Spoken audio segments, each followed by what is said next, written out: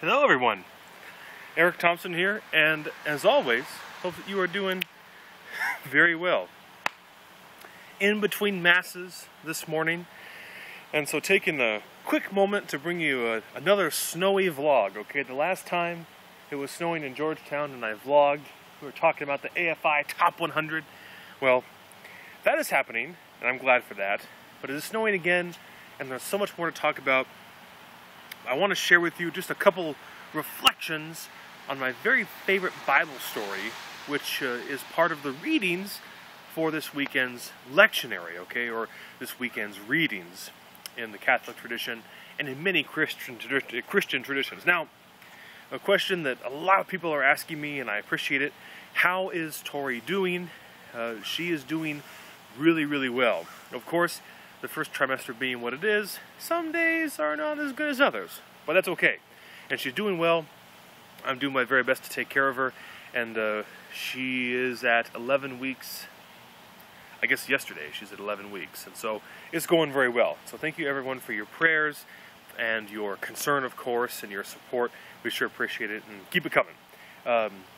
Before I begin on this reflection, I'm sorry for the lighting. It's obviously very white with all the snow and the clouds and all that, so it's hard to get a good lighting, and so I'm sure the camera's going to go back and forth, but at least we can shoot in 1080p. Now, John 4 is the gospel reading for the day, and it is without a doubt my favorite Bible story. Just a couple really neat thoughts that came out of reading it again and reflecting on it. First of all, if you're not aware of the story, the fourth Gospel of John, pretty much the whole chapter is caught up with this story. That's kind of how John breaks up his gospel, and each chapter is one story or a couple stories. Father Derek talked about that last night, how he takes his time with his chapters, and they're just grand, epic, blockbuster, as Father Derek said, encounters that Jesus has with people. And so here in John 4, sure enough, there's no exception to the rule. Very quickly and short, Jesus is in Samaria, and he comes to a small town where Jacob's well was. Jacob, of course, being one of the patriarchs in the history of Israel, the nation and the people. And there's a woman there, a Samaritan woman. Of course, as you know, or perhaps have some idea, Jews and Samaritans don't normally get along very well. They still don't. People in that part of the world still don't get along like we wish they would. And so it was just not becoming for him to talk to her at all right? But he approaches her, and they have this dialogue about living water, eternal life. And Jesus tells her everything that she's done within reason. But he says, she recognizes who he is, and that he's the Son of God, that he's the Messiah. And she wants to, go get her husband. And Jesus says, well, the guy you're with isn't your husband exactly. You've had 5 husbands and all this stuff. And so when she does go away to get people, she tells them, come and see a man who told me everything I've ever done. And people believe that. They say, what? And so they come to see Jesus and realize, this guy's something special. A couple kind of interesting observations. One, as I mentioned, Jesus tells her, or reveals to her, of course she knew, that she's had 5 husbands. St. Augustine, the great biblical scholar in the Christian tradition, he surmised that the 5 husbands, in a sense, represent the 5 senses. Of course, it's totally possible that she did, have 5 husbands. But in sort of in an analytical sense, in a metaphoric sense, Jesus is telling her, look, you've had 5 husbands, and none of them have satisfied you. But I can give you something that will. You're coming here to draw water from this well. I can give you water that will satisfy your soul. Indeed, I can give you water that will keep you unto eternal life. And so, in that metaphoric sense, St. Augustine is suggesting that these 5 senses, okay, even our 5 senses cannot satisfy us. As much as I love everything about this cup of coffee right here, I love the steam rolling off of it. I love the cup itself. The smell of it. It tastes wonderful. Very warm.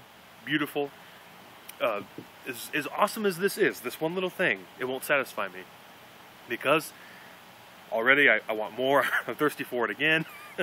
You know, but what Jesus gives us, what he gives into our life, will not run out. You know, it's an ever-living water. That's a song that we sang this weekend at Mass, and that we'll sing one more time at the 10:30 Mass. Flow, river, flow. I'm trying to think of the verses. The drink I give is an ever-flowing fountain, flowing up within you to give eternal life. And so it's based on, of course, the text from John 4. So the five senses, the five husbands, the five senses. Also, in this huge reading, this monstrous reading, there it is, 2 pages in this book anyway, in the missalette. This is not a Bible, but the missalette. This is kind of like our hymnal, if you're not familiar.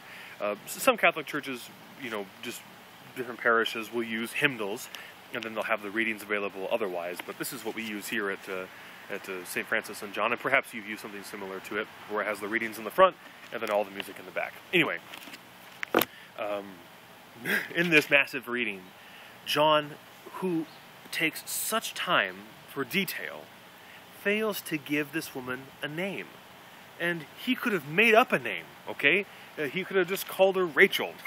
Or, he could have just given her the name, a typical average Samaritan name, But he chooses not to give her a name. Now, maybe it wasn't his choice. Maybe he didn't even think about it when he was writing this down. But maybe he did. Maybe there was a reason why he left her nameless. My reflection is because St. John, who wrote this gospel, who wrote this account of Jesus, wants us to feel that we are like her. Remember, I just mentioned earlier, in kind of the synopsis of the story, that she comes to the well to draw water. Well, she comes at an interesting time of day. She gets there around noon. And in Samaria, in the Middle East, okay, no one is running around at noon. It's hot. It's the middle of the day, the heat of the day. Women, of course, would come to the well in the morning to get their water, where they're with each other and they have fellowship. But she comes in secrecy in the middle of the day to get this water. What is up with that?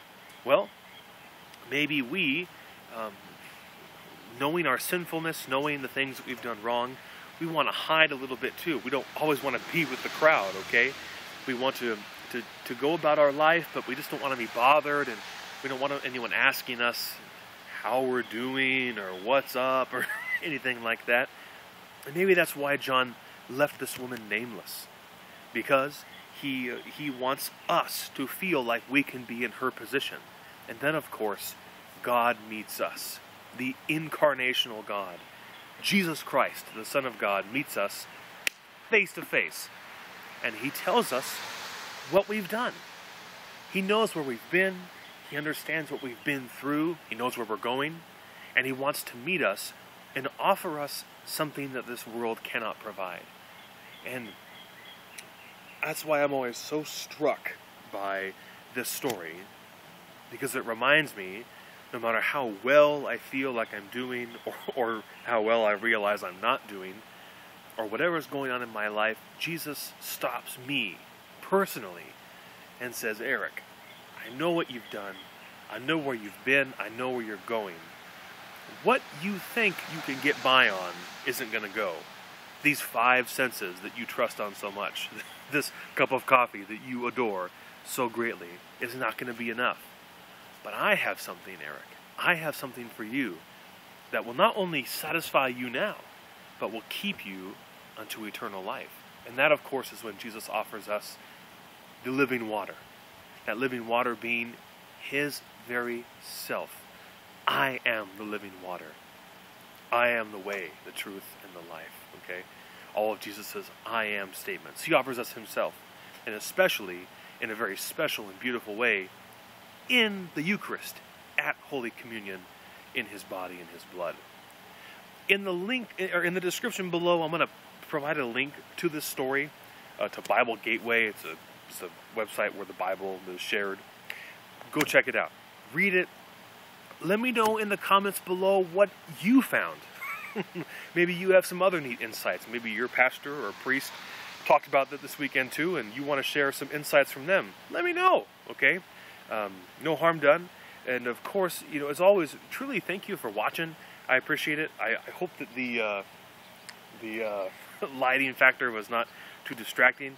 But we're trying something new. I want to get a couple little new equipment pieces of equipment to help with shooting these vlogs. And of course, I appreciate you guys coming by and clicking over and watching. I really, really do. I feel like there's more I want to say. It really is my favorite story. But I'm glad to have had the chance to share a little bit with you this morning. And I do hope that your day goes splendidly. Also, we got to talk about the Oscars.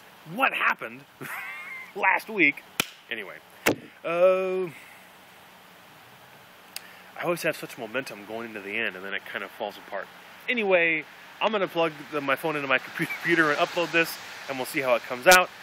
But truly, friends, thank you for watching, and I do truly, absolutely hope that you are doing well. Bye.